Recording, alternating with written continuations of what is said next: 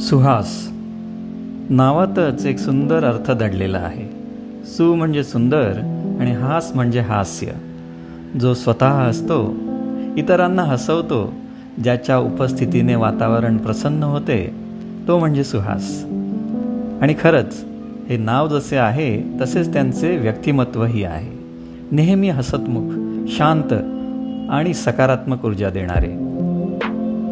27 मे 1970 रोजी महाड तालुक्यात बाळकृष्ण आणि सरोज यांच्या घरी 2 कन्या सुलभा आणि सुषमा यांच्यानंतर जन्माला आलेला हा चिरंजीव. निसर्गाच्या सान्निध्यात वाढलेला, गावच्या साध्या पण समृद्ध वातावरणात घडलेला. वडील सार्वजनिक बांधकाम खात्यात कार्यरत आणि आई शिक्षिका. त्यामुळे घरातच शिक्षण, संस्कार, शिस्त आणि मूल्यांची शिदोरी भरभरून मिळाली. याच संस्कारांमुळे सुहास यांनी केवळ शिक्षणातच नव्हे तर आयुष्यातही उंच भरारी घेतली.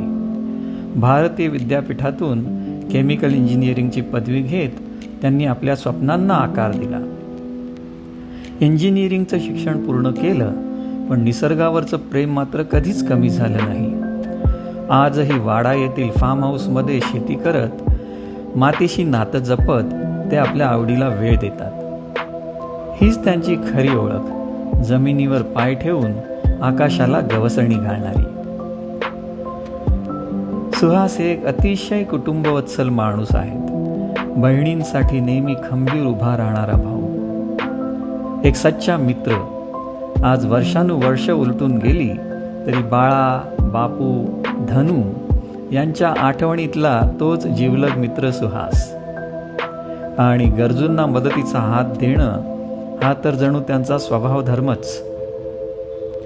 10 जुलै 2000 राखी देसाई यांच्याशी विवाहबद्ध होत आयुष्याच्या नव्या टप्प्याला सुरुवात झाली. गेल्या 26 वर्षात आयुष्याच्या प्रत्येक चढ उतारात खांद्याला खांदा लावून उभी राहिलेली त्यांची जीवनसाथी. स्वतः एक गुणी गायिका, ज्यांच्या सुरांनी आपण आजही भारावून जातो. साक्षी आणि दीक्षा, त्यांच्या आयुष्यातली 2 सुंदर स्वप्न. साक्षी कम्प्युटर इंजिनिअरिंग करून KPMGमध्ये सॉफ्टवेअर इंजिनियर म्हणून कार्यरत आहे आणि दीक्षा ACCAच्या अंतिम वर्षात शिक्षण घेत आहे.